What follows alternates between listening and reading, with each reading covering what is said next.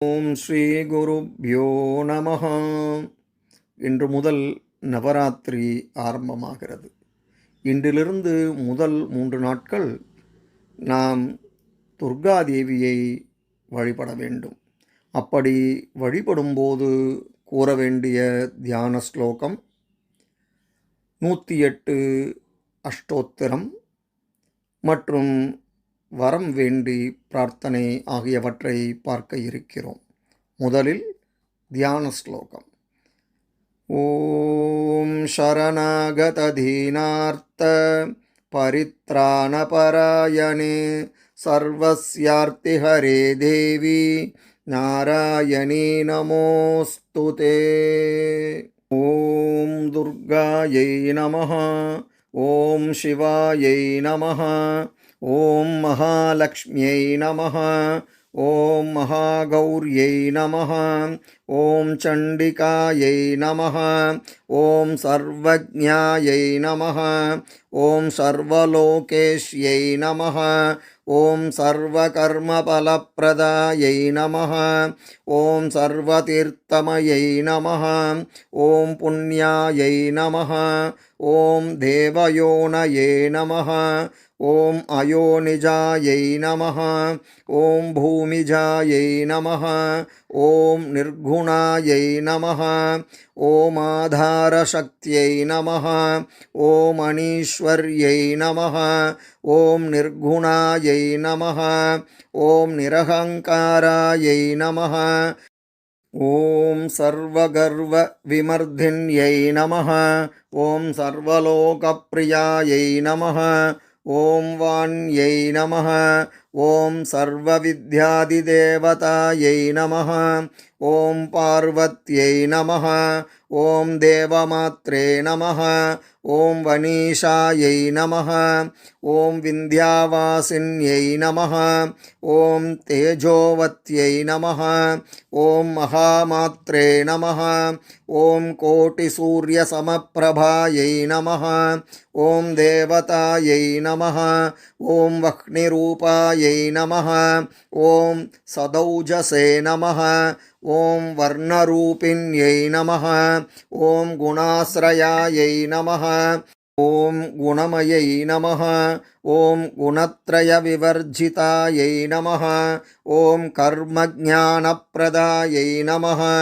ஓம் காந்தாயை நமஹ. ஓம் சர்வசம்ஹாரகாரிண்யை நமஹ.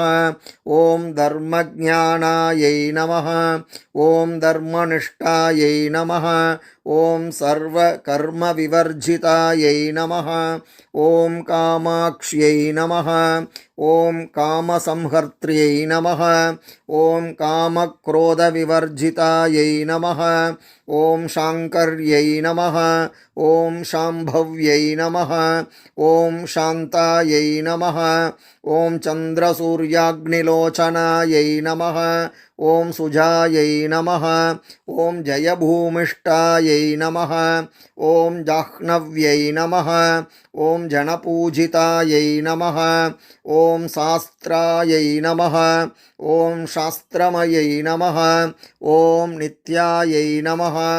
ஓம் சுபாயை நமஹ. ஓம் சந்திர அர்த்தமஸ்தகாயை நமஹ. ஓம் பாரத்யை நமஹ. ஓம் பிராமர்யை நமஹ. ஓம் கல்பாயை நமஹ. ஓம் கராள்யை நமஹ. ஓம் கிருஷ்ணபிங்கலாயை நமஹ. ஓம் பிராஹ்மியை நமஹ. ஓம் நாராயண்யை நமஹ. ஓம் ரௌத்ர்யை நமஹ. ஓம் சந்திராமிருதபரிஸ்ருதாயை நமஹ. ஓம் ஜேஷ்டாயை நமஹ. ஓம் இந்திராயை நமஹ. ஓம் மகாமாயாயை நமஹ. ஓம் ஜகத்ஸ்ருஷ்டி ஆதிகாரிண்யை நமஹ. ஓம் பிரம்மாண்டகோடிசம்ஸ்தானாயை நமஹ. ஓம் காமின்யை நமஹ. ஓம் கமலாலயாயை நமஹ. ஓம் காத்யாயன்யை நமஹ. ஓம் கலாதீதாயை நமஹ. ஓம் காலசம்ஹாரகாரிண்யை நமஹ. ஓம் யோகனிஷ்டாயை நமஹ. ஓம் யோகிகம்யாயை நமஹ. ஓம் யோகித்யேயாயை நமஹ. ஓம் தபஸ்வின்யை நமஹ. ॐ ज्ञानरूपायै नमः ॐ निराकारायै नमः ॐ भक्ताभीष्टबलप्रदायै नमः भूतात्मिकायै नमः ॐ भूतमात्रे नमः ॐ भूतेशायै नमः ॐ भूतधारिण्यै नमः ॐ स्वधानारिमध्यगतायै नमः ॐ षडाधारादिवर्धिन्यै नमः मोहदायै नमः ॐ अंशुभवायै नमः ॐ शुभ्रायै नमः ॐ सूक्ष्मायै नमः ॐ मात्रायै नमः ॐ निरालसायै नमः ॐ निमग्नायै नमः ॐ नीलशङ्काशायै नमः ॐ नित्यानन्दायै नमः ॐ हरायै नमः ॐ परायै नमः ॐ सर्वज्ञानप्रदायै नमः